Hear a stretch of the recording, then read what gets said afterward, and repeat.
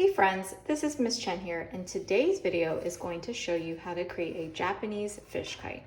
Here are some of the things that you're going to need today.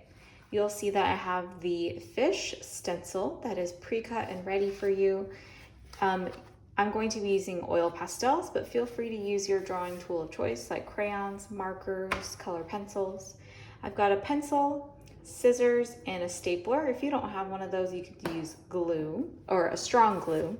And then I have some streamers ready here, and I have two colors. The first step is opening your fish so it's nice and flat. And today you'll see that there's a crease down in the middle. That's where it was folded in half. We're going to be using lots of symmetry today. So whatever I draw on the right side, I'm also going to do on the left side. So right around in the middle of the right, close to it, I'm gonna start by drawing a pretty large circle. And this is going to represent the fish's eye. I'm going to repeat this step on the left side since we're talking about symmetry, and you want to get it as close as you can. Inside of these circles, I'm just going to draw another one pretty close to the previous line, and then one more smaller circle for those pupils. And that's the first step for the eyes. I'm going to change up my drawing tool in the video just because it's a little hard to see with the pencil. So I'm going to go ahead and grab an oil pastel, and you could follow along with me too with oil pastel or just keep drawing in pencil.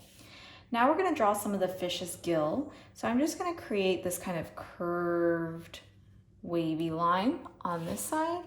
And then once again, I'm going to repeat the same on the other side.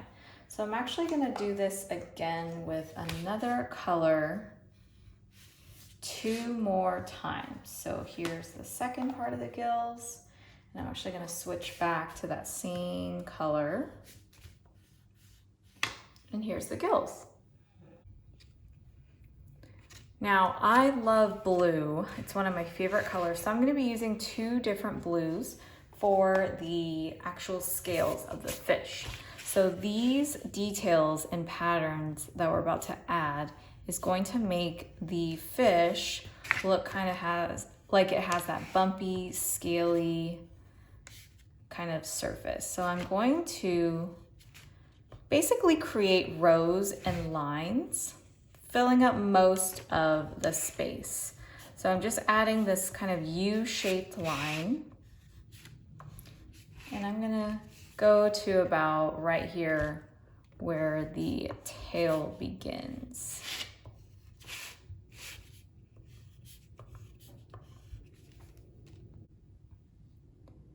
Now that I filled it in with most of the space, I'm going to start taking a lighter color and just kind of layering it right next to that first dark color. And this just kind of makes it stand out.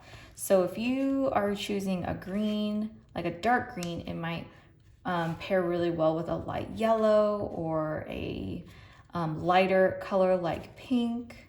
So just think about some colors that would make your fish kite stand out, especially since this is something that hangs up. You want to be able to see these bright, beautiful colors really well. So I'm just kind of outlining that U-shape for that fish's scale.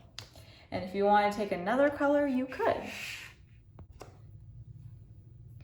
I'm going to go ahead and grab another color, and I'm just going to add a few ovals in some of the empty spaces that I see around the scales.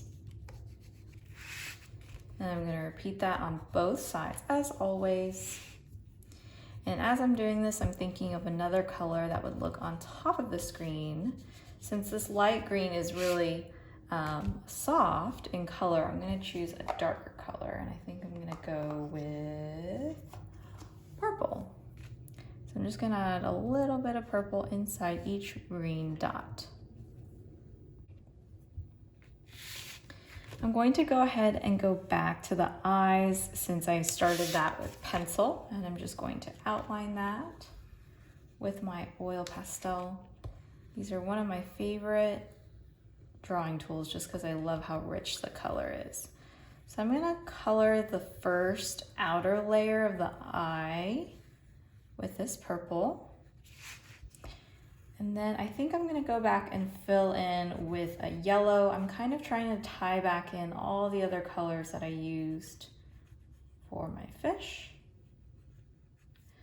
I'm gonna go in with this kind of gold color because I think they would look really beautiful next to each other.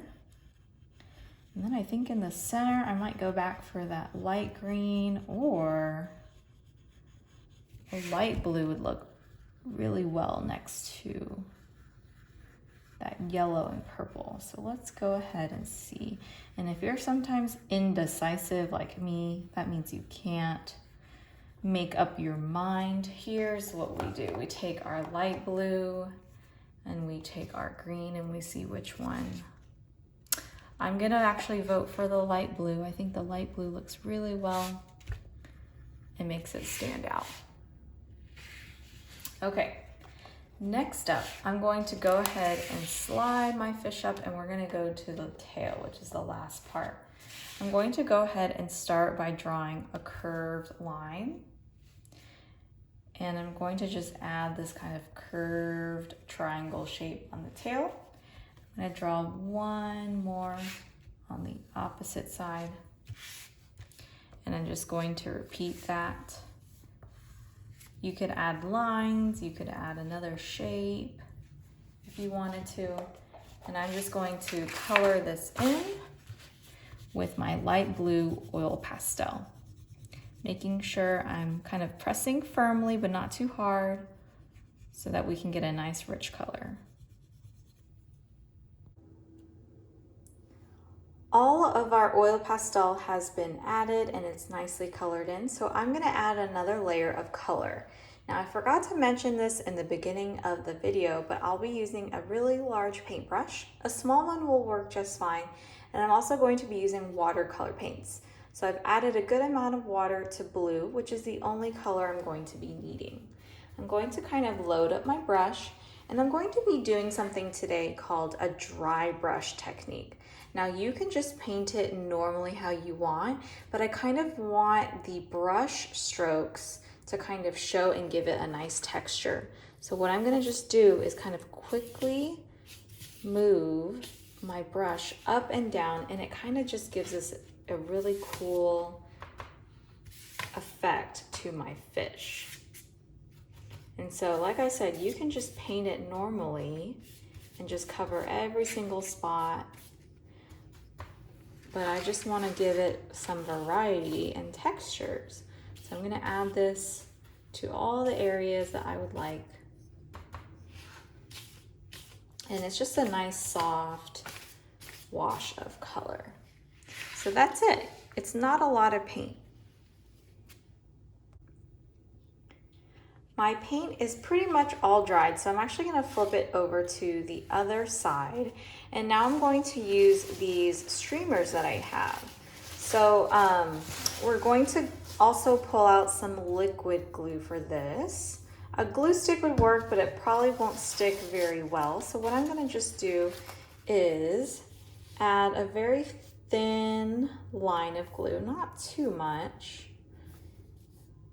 Just a very thin line. It looks like this one does not want to work. Let's see, let's give it one more shot. Ah, there it goes. I just need to squeeze a little bit harder. So just a very thin line. Now I'm gonna take one of the streamers and go ahead and just place a little bit on top of the glue and kind of just firmly press it down. I'm gonna alternate the colors, so I'm gonna grab a white streamer this time. I think I'm gonna need a little bit more glue over here on the other side. And I'm gonna grab another blue and just kind of firmly press it. I'm gonna repeat this step on the other side of the tail. You'll want to let this dry for at least 10 minutes just so that it has a chance to really stay nicely glued down.